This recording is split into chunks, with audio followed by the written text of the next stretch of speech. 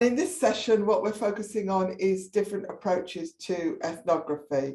So we'll be looking at outsider ethnography focused on case studies of a topic, insider ethnography that's geographically area-based, and meta-ethnography, which is a form of secondary ethnography that sort of synthesizes outcomes from primary work on a particular topic. And we're going to have three speakers. They'll each be talking about 20-25 minutes before we open up to everyone to raise any topics or questions. And I'll sort of give our speakers a sort of verbal, just quick alert, 5 minutes to go alert when that comes up. So I'm going to introduce our speakers. I'm going to introduce them all in one go, and then they can sort of reintroduce themselves as they come in. And we're going to start off with Katie Brailsford, and Katie has submitted her doctoral thesis to University of Portsmouth, and she's got her viva in a couple of weeks, so we wish her success. Katie's now working as a policy officer with the Children, Families and Lifelong Learning team at Surrey County Council. Hope I got that right. Actually, so that brings an additional perspective into her discussion. And Katie's going to be reflecting on her use of ethnographic case studies involving various ethnographic techniques and narrative interviews that she used in her doctoral research on grandparents and kinship care. And then next up we have Jesse Shipp, who is currently writing up his doctoral research. He's part of the South Coast Doctoral Training Partnership at the University of Southampton. And Jesse's also about to embark on a new job as a youth research officer at Clarion Housing. So he's going to be talking about ethnography at home. So that's the process of an ethnography of young adults' intergenerational relationships in mixed race families in Portsmouth. In large part, that's his own situation as well. And then finally, we have John Boswell. John is Associate Professor of Politics at Southampton, and his broad field is democratic governments and public policy. And he's published really widely on the substantive topic. But I thought also of note for the purpose of this seminar is his co-authored methodology book, which is The Art and Craft of Comparison. And John's going to reflect on the process of using meta-ethnography to explore public encounters with social security. So now you can instantly forget all that and listen to the speakers. And so I'm going to hand over to Katie to start. Hello, everyone. I will just get my screen up. Just bear with me. So as Ros very kindly introduced me, yes, I am Katie Brailsford, and I did my doctoral research at the University of Portsmouth. I'm not part of the DTP. I was funded by the Department of Geography, but you may know, I had close links to Donald Houston, who I believe put me in touch with Ros, so we do have links that way. Yep, like I said, I was funded by the Department of Geography, and a geographical focus sort of is my academic home and where this study is from. So what am I going to do today? So my PhD study took part from October 2017 until I submitted in last December. And this presentation will focus on my methodological learning objective, which was to employ in-depth qualitative research methods to investigate stories of grandparent kinship carers. So this presentation will provide a little introduction to kinship care. It's a vast topic, but I hope you'll just get a flavour of what it is. I will look at the research design and the research philosophy that I used, and then I will go into talk in more depth about the ethnographic techniques and the narrative interviews, and then some reflections I have from this process. So, what is kinship care? Now, the first thing that I need to make very clear for this understanding of kinship care is this is from a UK-based focus.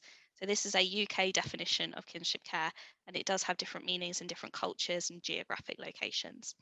But for a UK setting, kinship care is the full-time care provided by relatives or friend to a child when their parents can no longer care for them or support them. So it's when a parent decides they can no longer care for a child and somebody else cares for them. So why I chose to focus on kinship care, and you might be surprised to learn that there is more children being cared for in kinship care arrangements than there are in traditional, what we understand as foster care arrangements, and also those in residential care, so in children's homes, and those that are adopted. Yet, me being one of them, had never heard of kinship care before I started this study. In terms of kinship care, to try and keep this in layman terms, because it's a very complicated system, there's two distinct types. So there is formal kinship care. This is when a looked after child is placed with relatives or friends who are approved as foster carers. So this means that there's been legal proceedings. The court has decided that that child can no longer live with their parents.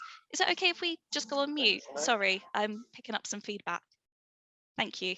And then the other type of kinship care is informal. So this is when, again, when parents decide they are unable to look after their child, but they make a private arrangement to place their child into the care of a relative.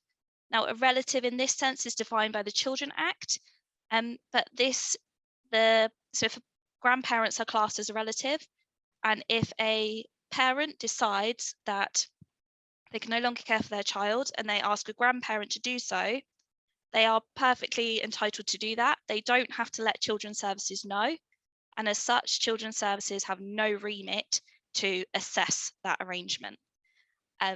So I had kinship carers in my study that went across the broad range of both formal and informal kinship care types. And why I chose to focus specifically on grandparents, my own academic research has been focused on grandparents through my master's and into my PhD, but also the predominant group of kinship carers in England are grandparents. They make up, we estimate, about 51%. But I will move on to why it's hard to know numbers in a second. So my research design. So the research took place, the fieldwork element took place between February 2018 and December 2019 in an anonymous research city. Why I chose this city was that it had a high prevalence of estimated kinship care arrangements. As you can see from this graph, the 2001 and 2011 figures relate to census data, and it's estimated that the research city had a high prevalence rate of 1.5%, which is more than the South East England and England as a whole.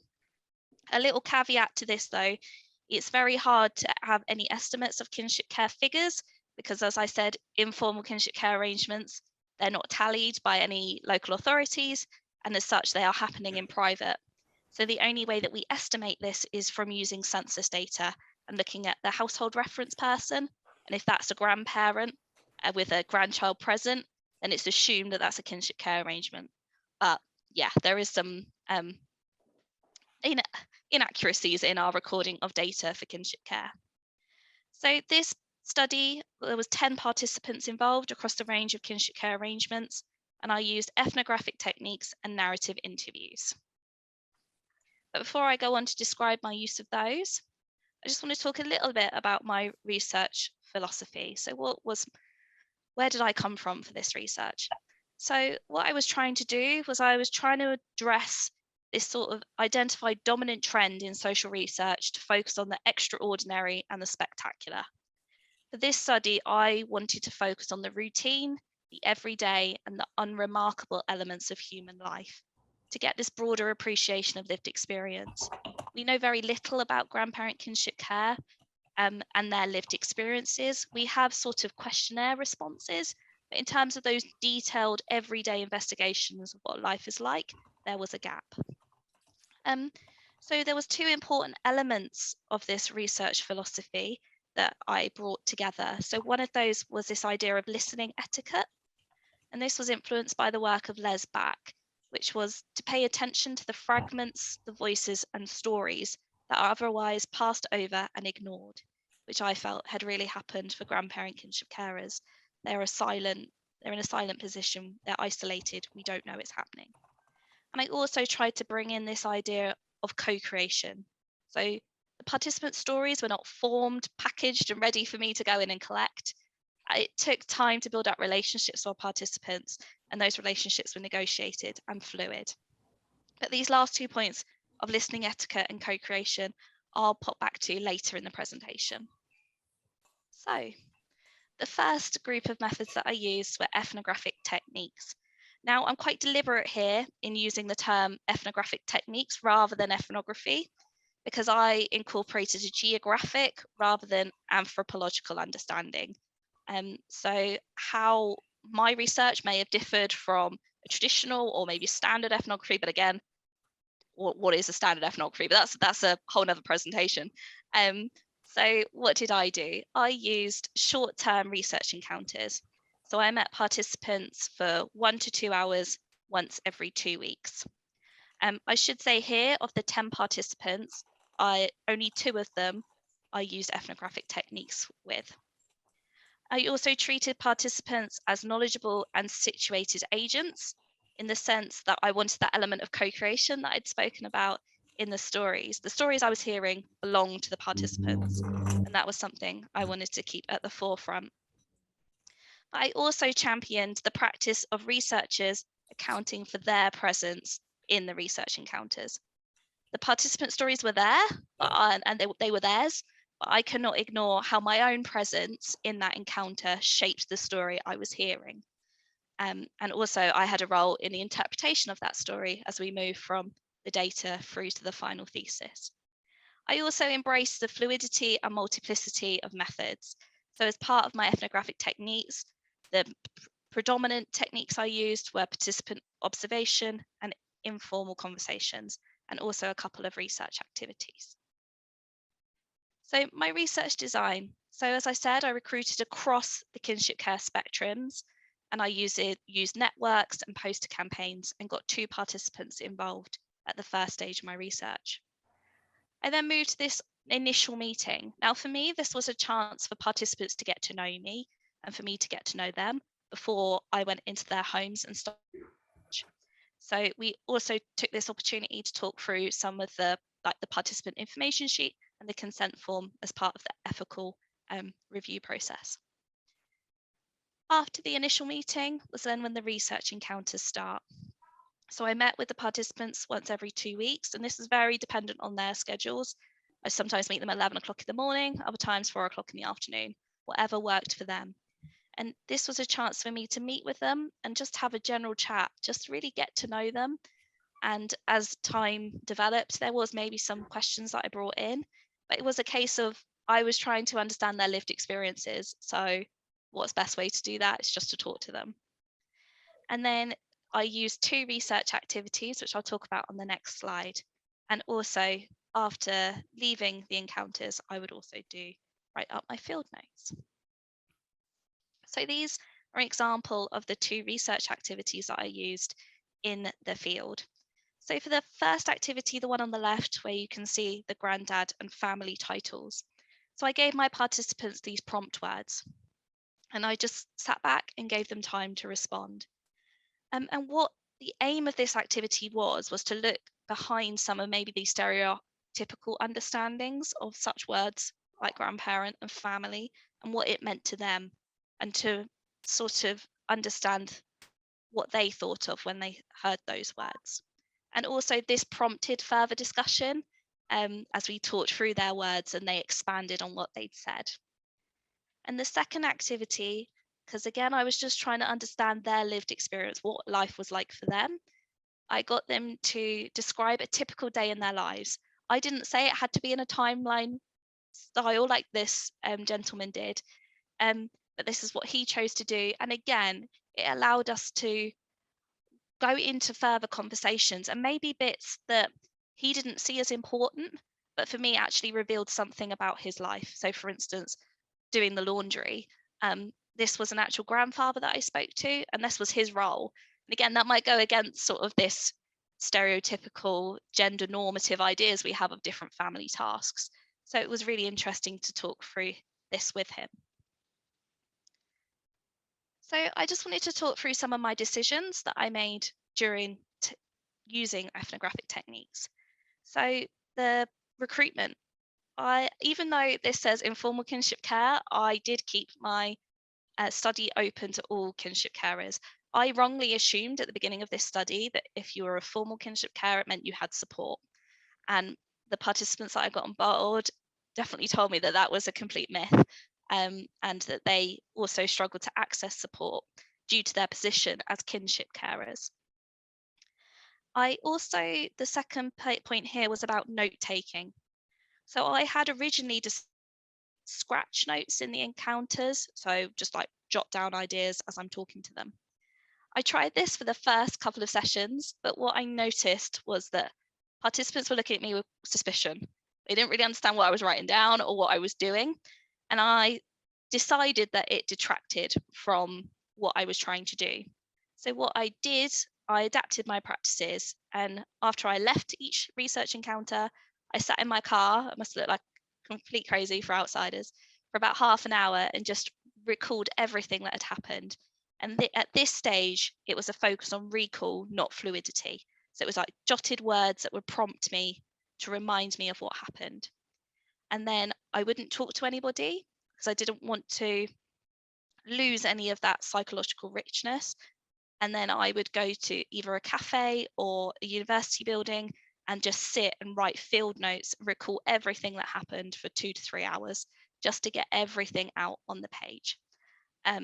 Because this ties into the second decision that I made, was not to record the sessions. Again, for me, this was about, I wanted to build the trust with participants. They were already very wary of my presence in the home, which I'll go on to in a minute. So these were a couple of decisions I made. I did face some obstacles along the way, which partly explains why I moved to narrative interviews. Firstly was recruitment. I was unable to snowball for this study. The participants did not know anybody else that was in their situation, so they couldn't point me in the direction of anybody else who was a kinship carer. So that was a real struggle for this study. The second obstacle, which sort of ties into my decisions about the field notes and the recording, was the wariness about my presence. Because to be in an arrangement, something has gone wrong in your family, the fact that you're performing that care role. And there was also great suspicion that I was a mole for social services. Even though I explained my positionality and who I was, there was still this wariness that I was going to tell their secrets. Because if you're in an informal arrangement, some of those grandparents who are in that situation are very wary that if somebody assessed their situation, they may not be judged as a fit carer, maybe for things going on in their own life, like health difficulties, etc. So there was this wariness about who I was and what I was doing. And also, I was facing an obstacle of time. The project was slowing down and I needed to keep things moving. As I'm sure you're all knowledgeable of with PhDs, you do just have to keep things going.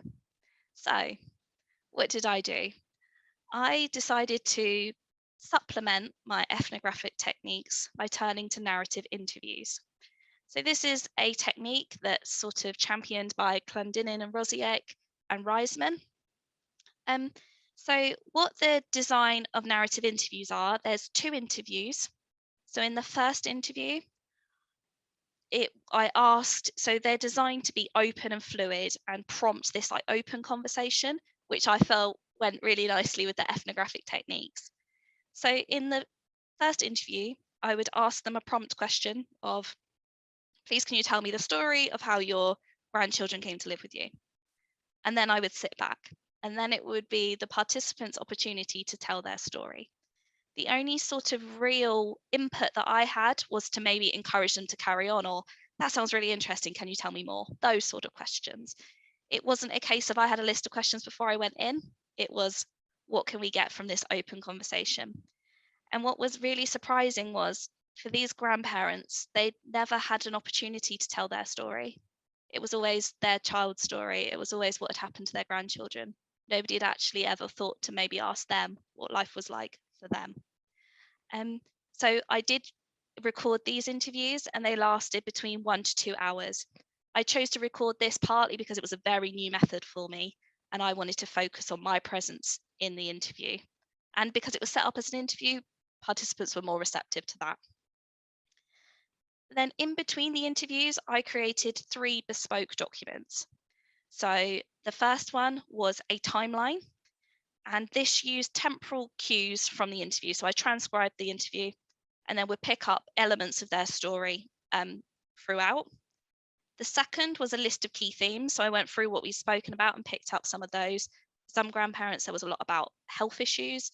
For others, it was a lot about their grandchildren's difficulties at school. So we pick out sort of key themes.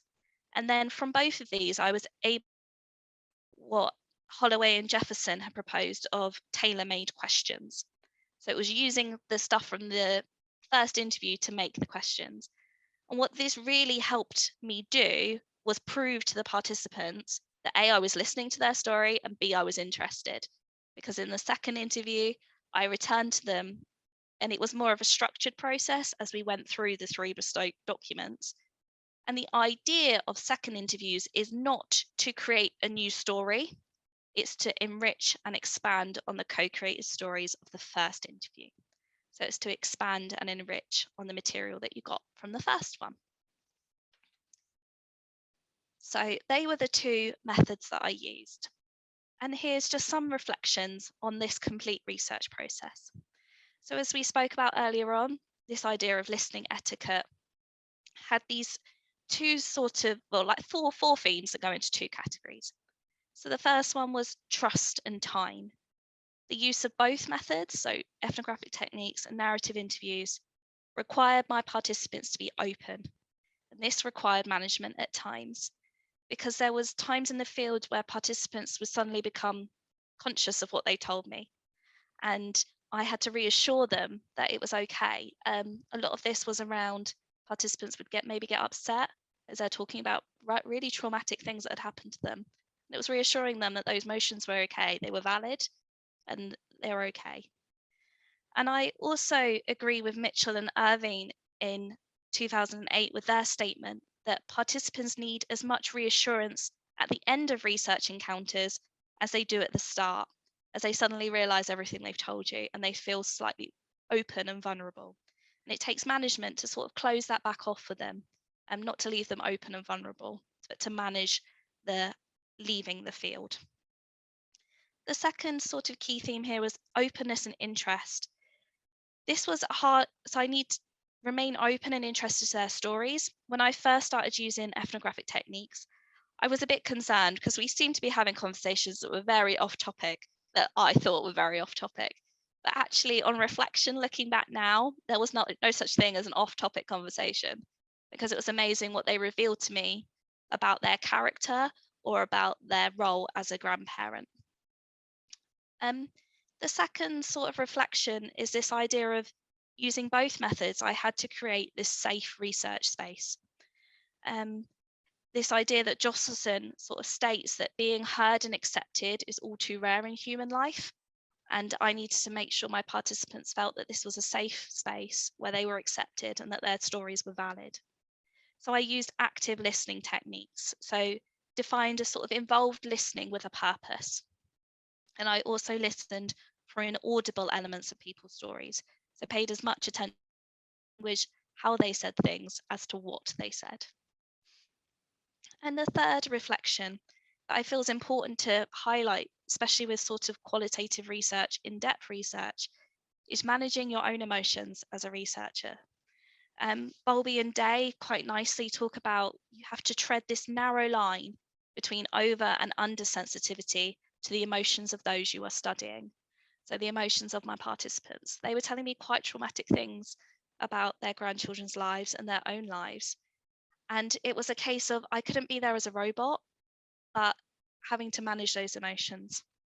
So one thing I would advocate for all sorts of researchers doing this sort of work is the use of a research diary. This space where you could just write what you're feeling and your thoughts are about what you've heard in the field. A space that's separate from your field notes, just for you, just to work through some of those thoughts and those complex moments in the research. So I may have rattled through this. I have a tendency to speak quite quickly when I get going. So I'm already at my conclusions. I hope that doesn't matter. I hope you've enjoyed it. So in conclusion, this approaches to ethnography, as this seminar is so nicely titled. For me, ethnographic approaches allow me to build that close working relationship with the participants, which is what I needed to explore their lived experiences. And the joy to me of an ethnographic approach is that a range of methods can be utilised. I don't really get too hung up on labels. Yes, I used ethnographic techniques and narrative interviews, but to me, they both really complement each other.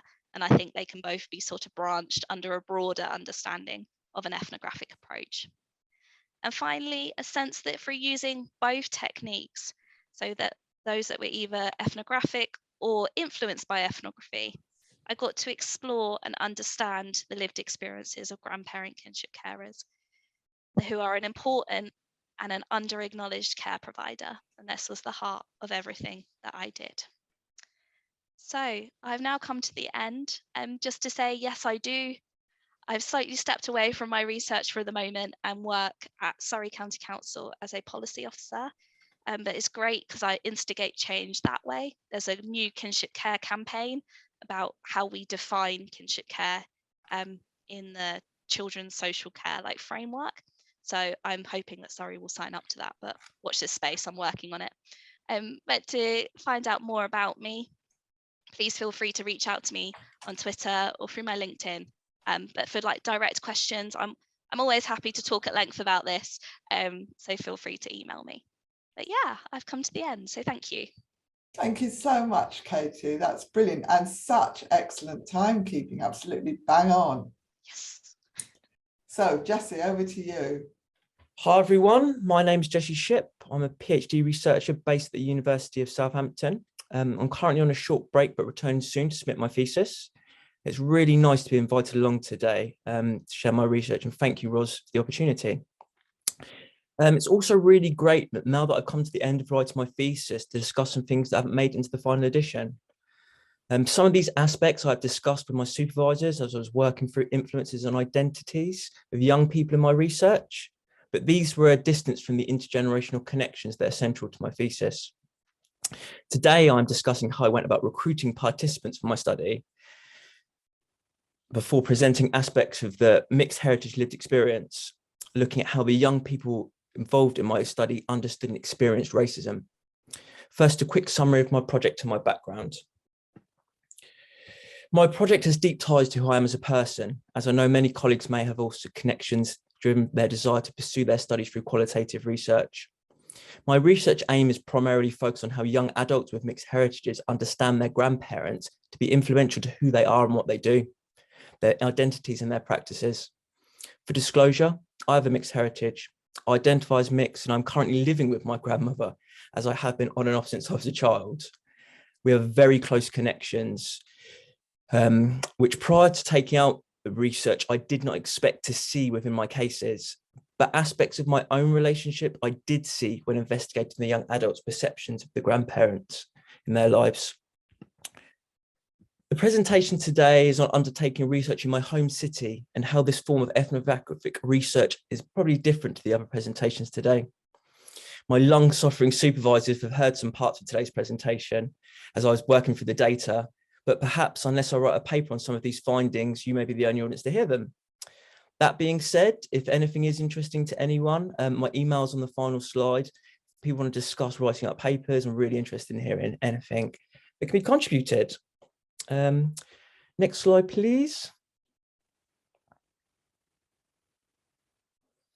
So today's presentation, I'm going to be focused on, in the first part, sampling recruitment at home, where I talk about how my project is likely to differ from the others presented, how at first I wanted to try and access people with no connections to myself, but ended up using local links.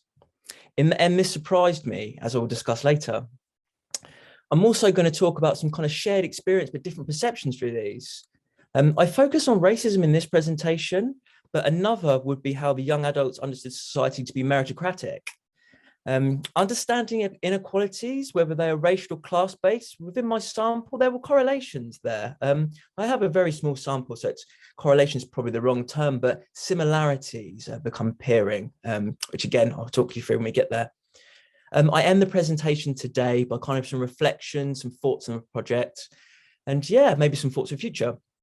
Next slide, please, Ross.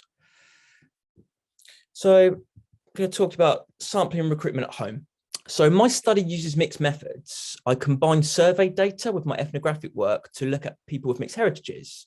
This term I use for people with parents or grandparents who don't come from the same places or may not share ethnic group.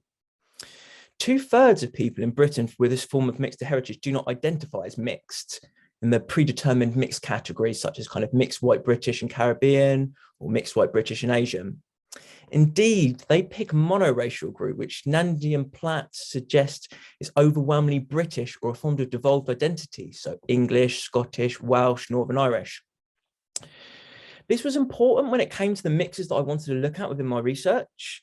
So the prospective participants did not necessarily have to identify as mixed, but I wanted a broad range of people with grandparents from various places. So I started my recruitment for my research by trying to draw in people not in my immediate circle. I wanted people from a range of backgrounds and mixes to try and explore how people in different social locations might conceptualize self and how intergenerational connections might influence everyday practices in various family makeups. So I'm a Pompey local. I've worked in lots of people-facing jobs, and my first thoughts were to speak to some of these agencies.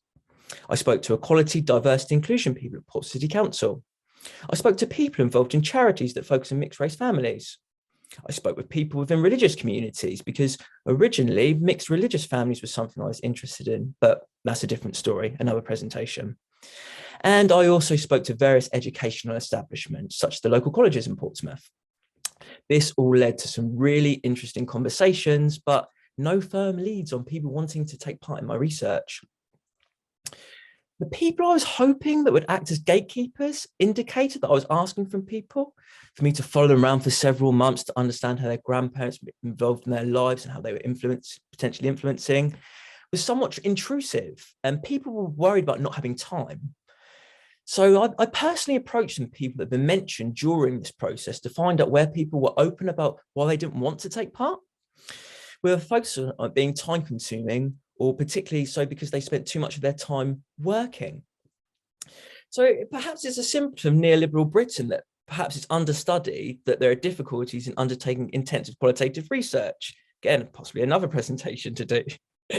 I sat down with my supervisors at this stage, feeling about the struggles I was encountering, that people were either unresponsive or were telling me that they felt I was asking too much. I was advised to consider some of the ethnographies I enjoyed reading. Ones where researchers were immersed in their own communities, and to think about using local links to get my participants. And this is where my research likely differs from my colleagues presenting today. I used my links from the communities to find my participants who all had varying connections to myself. Next slide, please, Ros. So the first participant I'll speak about is Rosie. So I met Rosie many years ago at drum and bass nights we used to attend to. At the stage of the research, she was actually dating a friend of mine as well. And when I started to talk about the project, I spoke to her about getting her cousins involved because I was aware of her big family, and also I'd met them at kind of the parties that we'd all gone to. I also knew that her family was huge. Her family had over 100 descendants from her maternal grandparents, including great-grandchildren. I've met many of them over the years, doing all sorts of things. I've worked with some before. Some have been roughly my age, some at social events, things like the bandstand where lots of people in Portsmouth go to. So I was aware of the family. So obviously I approached Rosie to kind of be my gatekeeper. That didn't work, unfortunately, but I got speaking to Rosie a bit more. And I think through a little bit of guilt, she volunteered to be my first participant. And it was actually very serendipitous that this happened because Rosie was more mixed than the rest of her family. Getting to speak to her, she was mixed on both her paternal and maternal sides. So I was aware of her Maltese background on her maternal side, but from her paternal background, she also had Spanish ancestry, English ancestry, and Irish ancestry. I'm interested in white mixes. I'm going to kind of talk about a little bit later. So this was really a perfect person to get involved in my research. The next person I approached to join my project was a young man called Kevin. So when I started my PhD research, many people who I knew were very interested as they were part of mixed heritage families. As I've been talking to academics, they normally take a great interest in my project because they are in mixed heritage families themselves. So I used to go and meet a friend who actually was his mother for coffee after I'd left my job before I started at Southampton, and talking through kind of research, and she volunteered to her family. It was very kind of her, but I kind of wanted to obviously go and meet the boys myself to kind of think if they wanted to be involved, or, you know, kind of these anxieties that have been put at me from other people. I wanted to just make sure it was okay with them. When I arrived, yeah, they were really happy. They found out that they'd actually lived in Portsmouth for most of their lives, but had moved just outside of the city to attend a school that the parents both thought would be a bit nicer for the young people. This is partly related to racism that the parents had faced. So Kevin, he strongly identified as British or English. His dad was an East African Indian and his mum was white, but she received quite a lot of racial abuse as a child, even though she was white and didn't have too much diversity in her background. This was just through her perceptions of being othered by people in the community, which I think was a big draw in them moving out of the kind of city centre and moving to kind of a suburbs area, so that it might be slightly less, I don't know, detrimental to their young children's well-being going to school in the city. So, interestingly, out of all my cases, Kevin was the standout participant whose perceptions of society were what I would call colourblind, and he thought that society was very meritocratic. Another participant, Pavati, who I'm going to discuss soon, had leanings this way, but these two guys really did stand out as different in my sample. The next young person volunteered to be part of my research was Craig. And he's someone that I actually knew at school, for full disclosure. We've reignited our friendship. We're in touch quite a lot now. So he's kind of asked me, when am I going to be submitting my PhD? He's got kind of a vested interest in it. Well, not necessarily a vested interest, he's got a firm interest in it. So Craig was really interested in being involved in my research for similar reasons to why I'm interested in my project. His primary identity, or if you ask him kind of how do you identify, he says that I'm mixed white English and Black Caribbean. And he also has very strong relationships with maternal grandparents. Identity was very important to him, as he was a young daughter he was raising, and it was important for him that she was proud in her mixed identity, but also aspects of her Blackness. Something he lacked as a young man, we discussed often during our ethnographic field work. He differs from Kevin so much in how they conceptualize both Britishness, Englishness, and also their mixedness. And although they were both racialized as non-white, which they talked about themselves, he felt about this and responded so differently. And I'm going to talk about this kind of the final part of my presentation, a little teaser for some of my future slides. Well, the next participant I approached was a young man called Owen. Owen was someone I knew from local activism in the centre of the city where we both lived.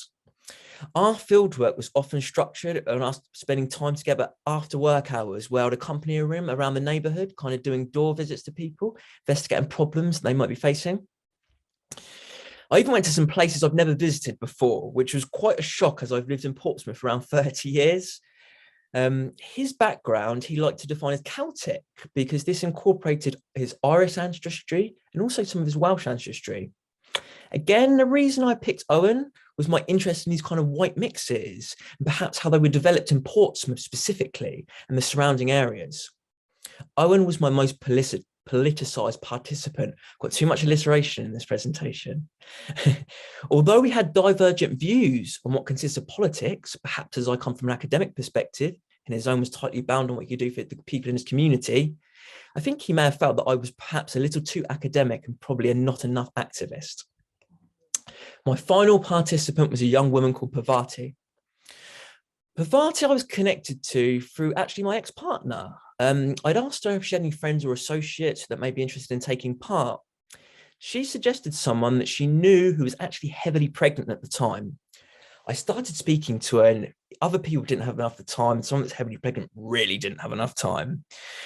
But I actually bumped into her mum at a wedding. I got speaking to her mum because there were 4 daughters, and she recommended that I speak to the youngest daughter. I approached her in a very informal way. She said add her on Facebook, so I did, and sent her a Facebook message.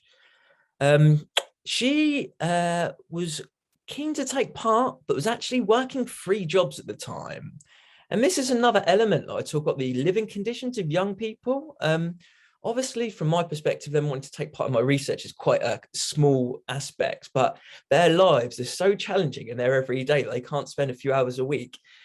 Big questions that, again, aren't related to my thesis that might potentially make it into a paper one day. Next slide, please, Ros. The next slide, I'm going to talk specifically about Portsmouth. So Portsmouth, as you drive into it on the motorway, you'll see it's the home of the Royal Navy. And something that connected majority of the research participants was having family in the Royal Navy.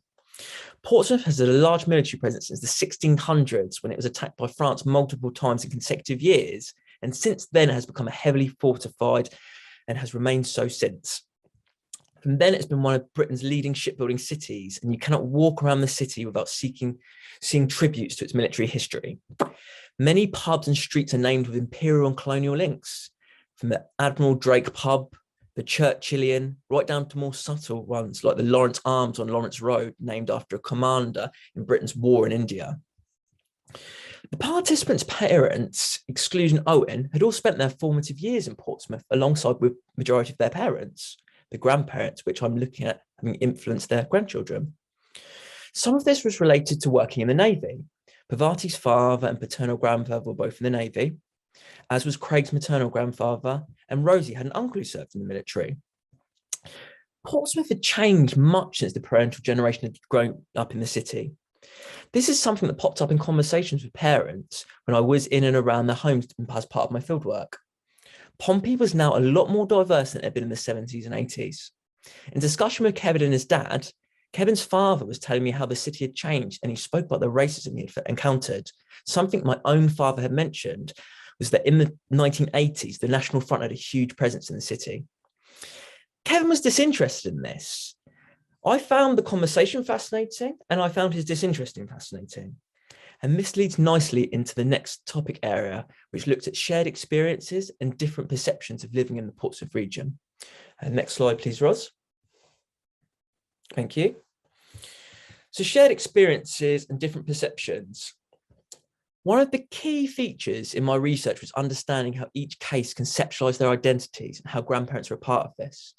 I expected there to be some uniform characteristics, that people would have some form of relationship with both sets of grandparents, and depending on the family closeness to a set or individual grandparent, that'd be more meaningful to the young adults, thus more influential to both who they are and the things they do.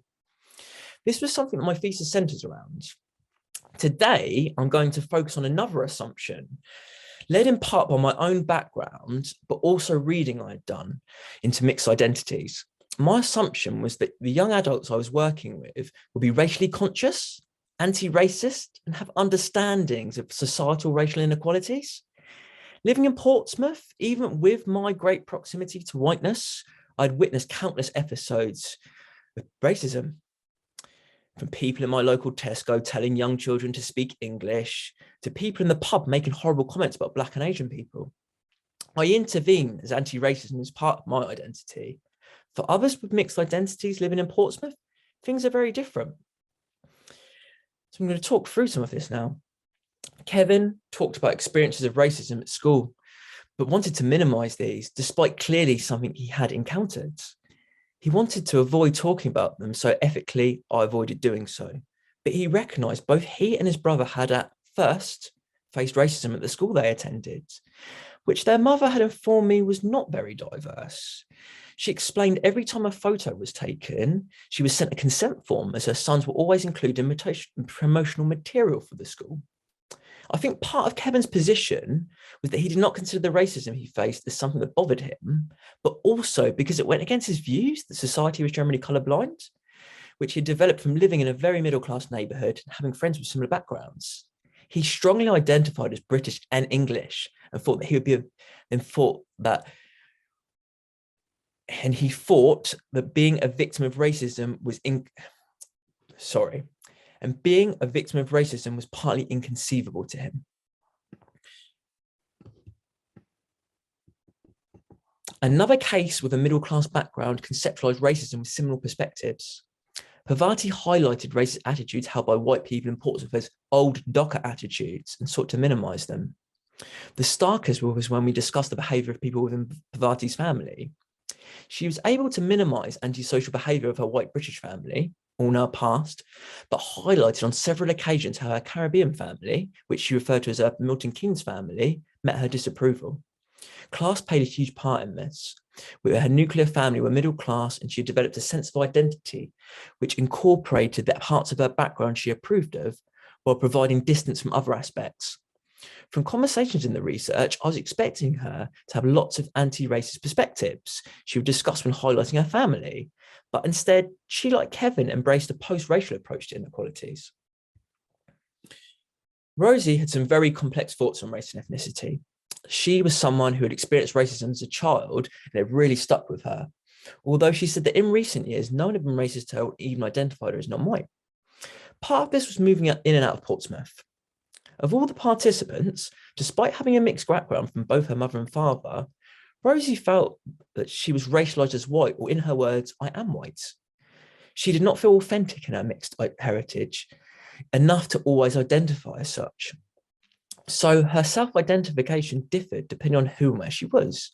In terms of conceptualizing race and racism, this was an important part as she acknowledges her proximity to the whiteness and also her privilege. Also understanding that racialization of people can be problematic, like Portsmouth in a city which is very white. Craig, who wanted to talk about the racism he had encountered, very different to my other participants. He was also living a much more working class life than Kevin or Parvati. He battles both physical and verbal attacks from racists as a teenager, and it was much harder for him to minimize, and yet because it has a profound effect on him and perhaps his worldview. The contrast with both Kevin and Parvati were palpable. The racism he had faced, he made no efforts to minimize, and instead he spoke at length of it, how it informed how he felt about his identity. Yet he was still proud of his Englishness, acknowledging his mixed identity more so than Kevin, but separating aspects of this, which he felt exclusive in an ethno-national version he understood the racists who attacked him, both physically and mentally, to possess. My thoughts on this are much nearer Craig's than Kevin's or Parvati's, despite my proximity to whiteness and being closer than all three of theirs, which moves me to my kind of final slide on my thoughts as an inside ethnographer. So a spectrum of opinions were presented, and this was really interesting to work through. How the participants conceptualized the world around them was very dependent on their social locations and their lived experiences. I was expecting views slightly more in line with my own, kind of left wing perhaps, but with also connections within the city, which I did see in some cases.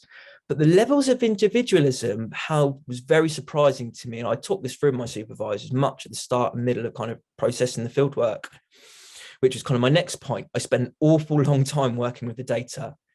Much of what I've discussed today caught me by surprise, as did the core findings from my thesis, which backs research on grandparents well, but I've opened up a little niche when considering specifically how grandparents may influence these mixed identities.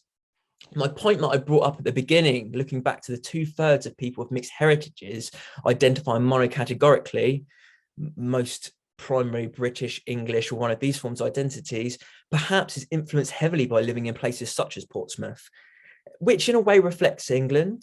And this is a big contributor to identity, perhaps more so than backgrounds.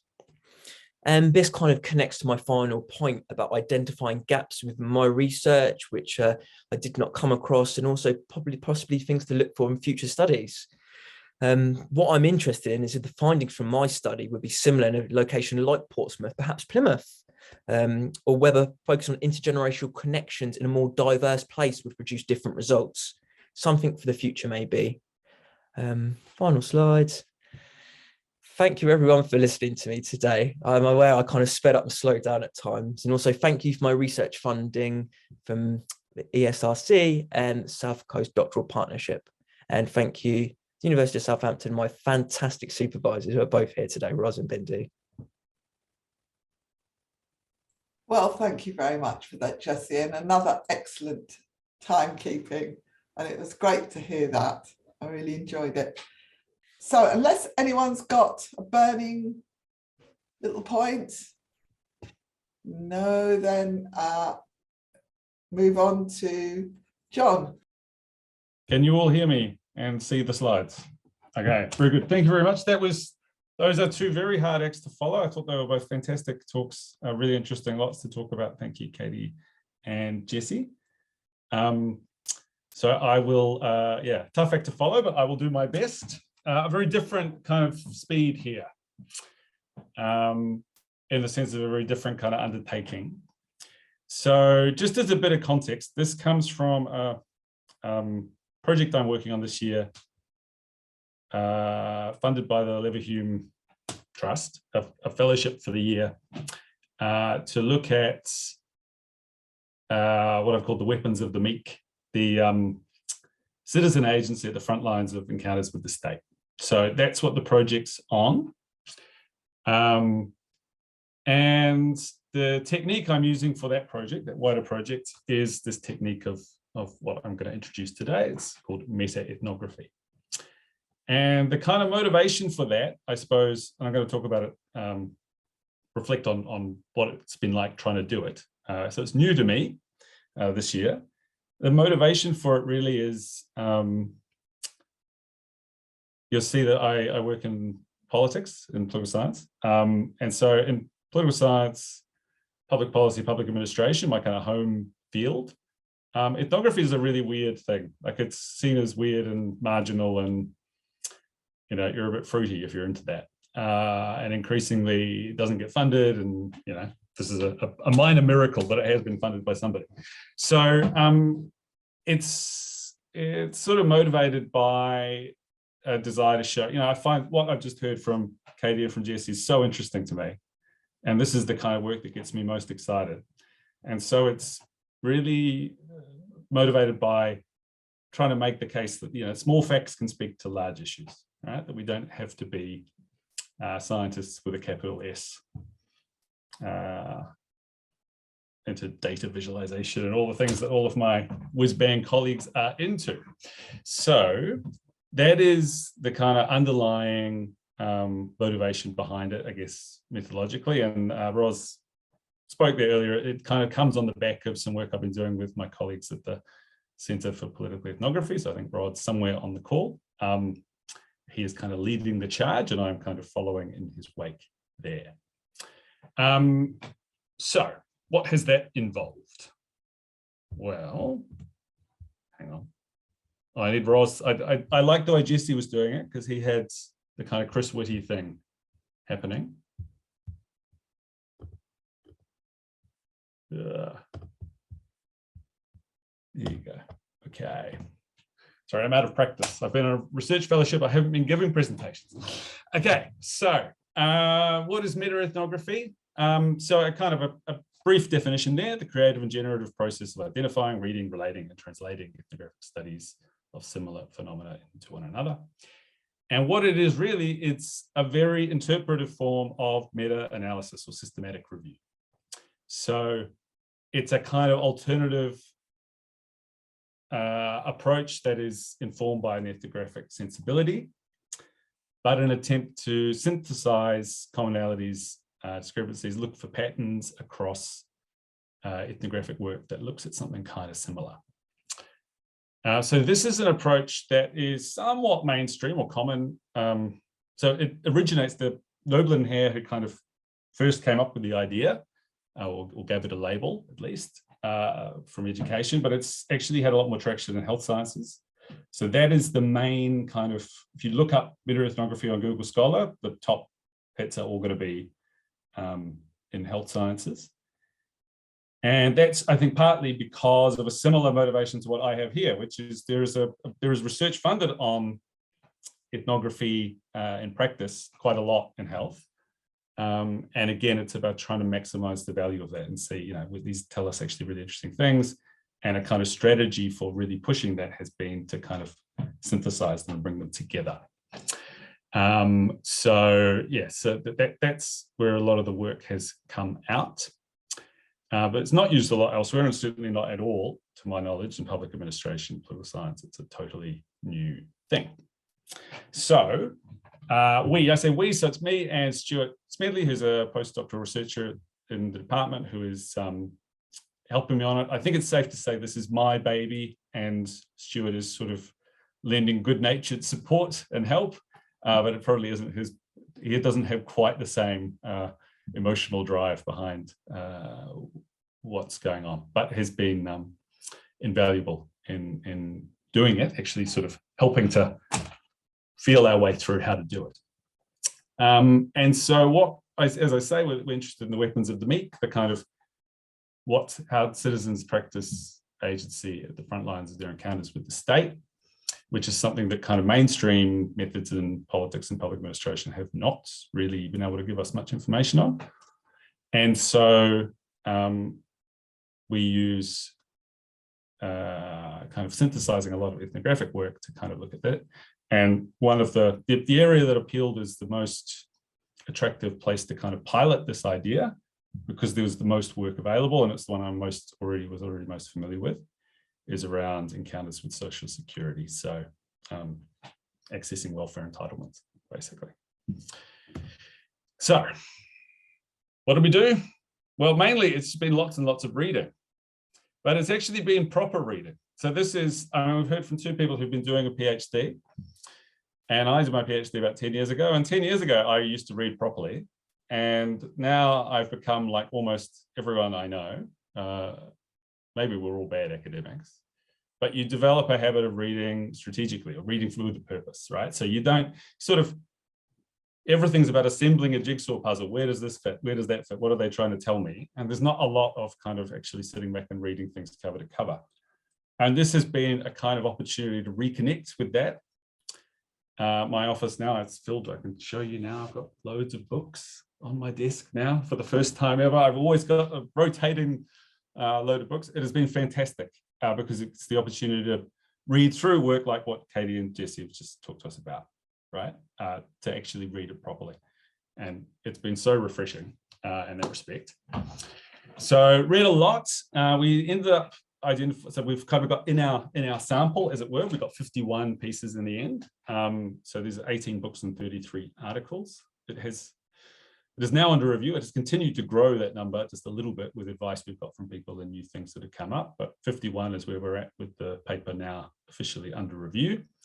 And these papers come from social policy and public administration, where you might expect, political science, where it's sort of a slightly weird, fruity thing to be doing. Sociology, again, where you might expect, but also criminology, philosophy, anthropology, other places too. So it's involved really going across disciplines. Across the bottom, these are my favorites. So I highly recommend all of these books. I'm happy to give anyone a list, but these are just all were, when I say favorites, I'm tempted to say they're a pleasure to read. The reality is they're not a pleasure because it's quite harrowing, but they were just, magnificent pieces of work that I would highly recommend. So I'm now going to talk you through, kind of toyed with how should I do this? I'm going to talk you through how we did it to the best of my ability in the time available. And the way I'm going to do that is to go through the kind of 7 steps that Noblett and Hare talk about. Now, because it's a very interpretive exercise, these are not steps that are kind of hermetically, you do one and then you do the other. We're not automaton, engineers assembling something. This is all a bit blurry, right? In reality, you go backwards and forwards, but it's just easier to talk about in steps. So that's the way we're going to do it. And the way we've done it in the paper, and it's just an easier heuristic device for kind of conveying what's going on. But don't worry, I'm fully aware it's a very iterative process.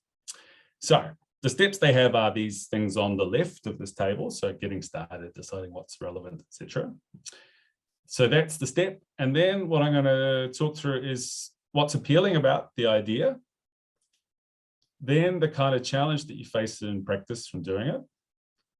And then lastly, the kind of practical strategies we came up with for managing, getting the best out of it, but also managing that challenge. So the first one is about getting started, which is always a bit of a mystery for any research project, if we're 100% honest. And the appeal of meta-ethnography is that it's got that creative, generative, exploring, discovery sort of orientation. It's common to ethnographic work and interpretive work. And the real challenge here, so that's usually not much of a challenge if you're out in the field. It's exciting. It's normally about pinning it down to what is the real thing you're going to do, but there's lots of ideas there. The issue we have here, I guess, is that there's this lack of immediacy and inspiration. You're not out there talking to people in the way that Katie and Jesse were. So you need to kind of somehow recreate that. And it comes back to very well-known ethnographer in political science called James Scott. Talks about this process of a dynamic updating. Rod and I have elsewhere called it yo-yoing, which is the idea that you kind of go in and out of the field, and going in and out of the field is what helps you to kind of clarify what it is you're interested in and what's really exciting. So we tried to kind of recreate this idea of dynamic updating or yo-yoing by reading quite a lot at the same time, basically, by flitting across fields, flitting across disciplines, and trying to get a sense of what was leaping out at us and what was being interesting. And talking a lot at the outset of the project, having a lot more meetings then to kind of discuss what was interesting. So that's how we tried to kind of recreate that. It was a bit lame, if I'm being honest, relative to the excitement of field research, but it was the best we could manage. Second step is deciding then what's relevant. So kind of narrowing your sample essentially down. And what's a real strength of the meta-ethnographic approach is that you're not limited in the way you would be with a systematic review. So it's not kind of rigid search terms in particular journals and particular fields and that kind of thing. There's a lot more genre blurring. So you're able to go across settings and disciplines and be a bit more creative. And I found that really exciting. But the challenge, the kind of pragmatic challenge, is that it's really time consuming, but more to the point, potentially never ending, because you can always find new things that might be slightly related. So in practice, we needed something, at some point you just got to stop reading and decide what you're doing. So we needed to set these limits. So how do we do it? Well, sometimes it was just practical. Like neither of us really read anything other than things in English. So we decided that English was the way to go. Things that in the next language or translations. We both didn't feel very comfortable. Neither of us are development scholars, so we didn't feel very comfortable talking about places where we really didn't know anything, basically, and would not be, where we might make wrong associations or assumptions about what's going on. And then lastly is a bit more of a strategic thing, which is, what literature out there are we trying to engage with? And what do they normally, what's the kind of focus that they normally have? And so we look at some of the kind of target, I suppose, or the interlocutors are focused on ideas about administrative burden, which is an idea that mostly comes from America, but is also applied increasingly in Western Europe. So those were the kind of reasons that we then we were able to narrow it down to those kind of temporal and geographical. And I should say, sorry. So that talks about recent developments that are about austerity and conditionality and welfare, which are sort of neoliberal ideas of the last 25 years. So it's a sort of those things helped us to set temporal and geographical boundaries around what we were doing. They didn't. You could set other boundaries. Other people would have set other boundaries. That's just what we happen to do. There might be really good reasons to go beyond those boundaries that we set. It's a justification each individual researcher will have to make. These are choices that you make along the way. So, having set out our sample, the next thing is to really read the studies. And as I say, by reading, I mean actually reading. Cover to cover sort of stuff, to understand complex specificity and context. I found this really hard to begin with because I was so used to skimming. So one of the things I found quite useful for us to do as a kind of accountability mechanism, as much as anything, was a commitment that we would both read everything, because I happen to have, we happen to have two of us on the project. But that also then you would write notes that the other person could then look at and refer to. I found that a useful way of making sure that I really did read properly, because Stuart was going to know if I hadn't read it properly, because my notes wouldn't make any sense, and vice versa. And this was really useful because it helped us to kind of decide what was really interesting for what we were looking at. So some of the things we looked at were, they sort of gave some insight, but not, and others were really, the ones I listed at the front at the start, in particular, the books along the bottom gave us really, really useful insights. Some of the books in particular gave us this real rich insight into the thing we were interested in, which was this citizen agency. The next step is determining how those studies are related. So we've read them, we've written notes, but then what do we do with that? So the thing that is appealing about meta-ethnography is that it emboldens a kind of unorthodox approach to comparison. So this is something Rod and I have written about elsewhere a lot. We like the idea of a kind of unshackling. Normally in political science and public administration, there's this very rigid idea about what you can compare and what you can't. And that's drawn from kind of positivist categories, and we're promoting a kind of more interpretive way of doing that. And meta-ethnography is obviously one way, one sort of technique for that. So it's exciting. The problem is, what are you comparing? So there's no kind of stable or ready-made unit of analysis to compare, because often the studies are subtly different in lots of ways that you're starting with. So the concept that we used, which stems from some of this earlier work, is the concept of dilemma. So dilemma we find useful because it speaks to the agency that people have in different contexts. A dilemma is, should I do this or should I do that? And that's a good way of getting at the agency of actors. The dilemmas in practice here were dilemmas around essentially how do you access entitlements, avoid sanctions, and maintain dignity all at the same time. And when those imperatives are in conflict, that's when it presents people with a dilemma, how they're going to react to this set of conditions or to this new protocol they have to do. And so we found in practice that focus on dilemmas was a useful way of kind of categorizing, in broad terms, the different situations that the people in these studies were confronted with, patterns that worked across, in spite of subtle or major differences in welfare regimes, and so on. So we use the dilemma as a way of kind of a first sift for organizing. In other forms of meta-ethnography, they use other concepts. So the one used a lot in health sciences is the idea of a first order and second order, in this case, first order concept, moving to a second order concept as you get more abstract. Noblin and Hare talk about using metaphors as a kind of organizing principle.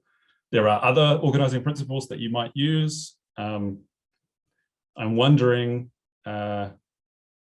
for a different chapter I'm working on, maybe the idea of a social practice, which is used a lot in actually in international relations work that I've come across, whether that might be useful. You can choose your own tool, as it were, but it's about finding something that is a kind of meaningful common thread. So once we've done that, the next task is about translating the studies into one another. What are the patterns of similarity and difference? The problem, well, I don't think it's a problem, but it's sort of presented as a problem, is that this is super subjective. There's no clear guidelines on how to do it. I'll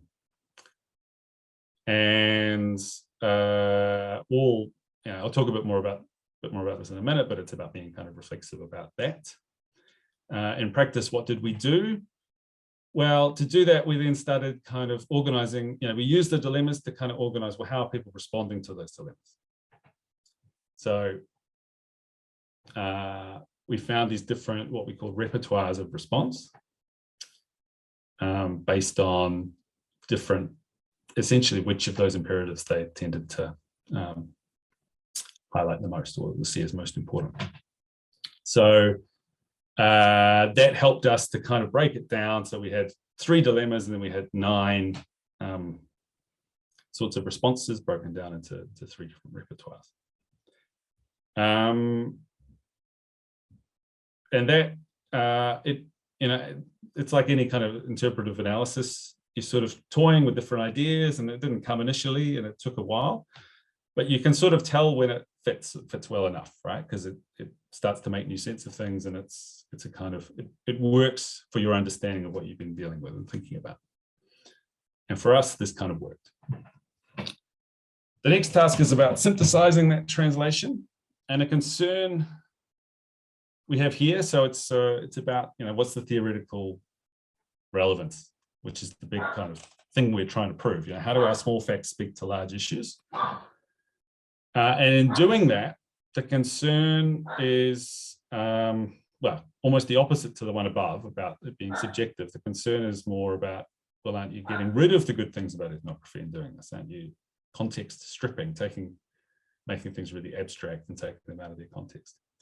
So in practice, to do this kind of theoretical conjecture, what we found really useful was to go back and put the categories we come up with back into context. So read them again and think, well, what is the consequence of this, this action? So an example is, we talk about personalization as one of the repertoires of response. And one of the things people do is make use of networks. So where to kind of share information, or maybe to rely on mutual aid outside of state provision, they'll make use of their personal networks of kin and community in the face of restricted entitlements or potential sanction, right? So the networks and community are a really important reservoir of kind of action. But when we went back and read some of the studies, the key studies that we got this idea from, the realization was, well, actually, this is, in context, this is a kind of interesting development, because what it does in practice is often entangle all those other people within the network in even more complicated relationships of vulnerability and precarity with the state. So basically, by relying on other people, you then make them at risk of potential sanction as well, often, and draw the entire networking community into this wider entanglement. So looking at it back in context helped us to kind of work through the consequences of some of these actions, some of this agency at the front lines. So that's an example, but I could give you many more, but that's what we set about trying to do, just to try and give it that added kind of contextual layer. Then the last task is about presenting the synthesis. In the practice in this paper that we've done here, perhaps haven't done what we'd really like to do, and it will be a larger book, and I've got a bit more freedom there. But in principle, meta-ethnography provides the kind of freedom and creativity associated with doing this kind of work. You can present the results however you like. It's not a kind of formula. In practice, in some bits, I think it's good. I like that kind of idea that you have some creativity. For others, it's a bit of a problem because you don't have an obvious kind of format to follow. In practice, what we did actually is sort of follow the established format that they have in health sciences, which is a slightly kind of perfunctory, tabular form of, here's what we found and here's the commonalities and differences. And the reason we did that was we didn't have much space, basically. And the main thing we were trying to get across is to a kind of mainstream audience that this has theoretical payoff. So it's for a mainstream audience who maybe don't like storytelling as much as we do, that seemed like a good strategy. But I put it to be reflexive about that too, and think about what you're trying to do. So on the basis of that, and look, it's hard to kind of get it across. What I can do, if anyone's interested, is I can just share the paper with anyone who wants the paper. So you're welcome to contact me afterwards if that would help. But what I want to finish on is kind of 3 reflections, which are partly based on feedback that Ros and Rod gave us earlier in an earlier airing of the paper. And one is a kind of practical strategic question. So Ros asked, well, is it, you know, does it offer payoff? Is it less work and more bang for your buck, basically? And the answer is, we think it's much less energy and effort than immersive fieldwork, but it's actually much more energy and effort than a standard literature review or systematic review. So I've just been applying for some European money, and they make you account for everything in person months. So apparently that's now how I think. But I would estimate probably about 9 person months have gone into the production of this paper to get to a first draft, which is probably 6 months of my time and 3 months of Stuart's time reading and writing stuff. And I mean that, so in the terms of like solid months, not as in over the course of 9 months while we did other things. I mean over the course of 18 months while we did other things, and spent a lot of our time on this. So, you know, I don't think a standard literature review would take 2 experienced researchers anywhere near that much time, but I think immersive fieldwork would take considerably more. So it's somewhere in between. A kind of ontological or scientific question. So in our earlier draft, we had boldly claimed that this was a way of having our cake and eating it too, as interpretivists who wanted to do both rich context and you know, broader conjectural understanding, or close to something like generalizability. It's been pointed out that that was a bit brash, shall we say? And the fact is, like, the fact of the matter is, we don't know any of these contexts the way Jesse and Katie know their contexts. We don't, right? We've read about them, but reading about them secondhand is not like knowing about them firsthand. So we were probably guilty of overclaiming initially, but by the same token, I think we know much more about these studies than someone who would do a broad systematic review and, you know, scan the introduction for what's the main point and put that in their spreadsheet and move on.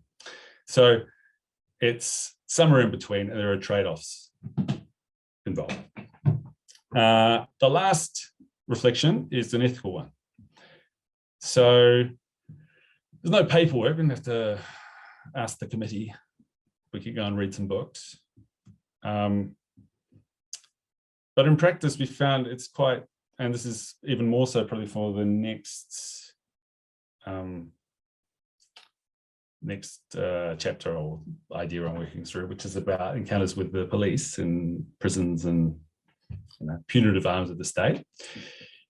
There are some ethical kind of thoughts on how you go about it and how you present the work in particular.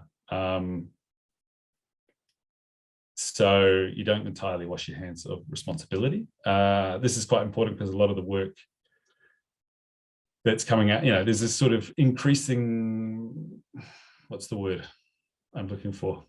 Sensitivity around ethnography with vulnerable and marginalized populations.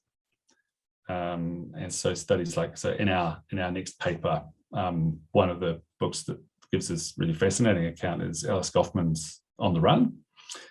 And On the Run has been subject to probably more controversy and criticism than any ethnographic work ever. So it's sort of, you know, the fact you're doing it secondhand gives you some distance from some of the concerns, but actually still centers others, particularly around how you represent particular people and their stories, and whether that's appropriate with this sort of method. So still working that through. But I will leave it at that.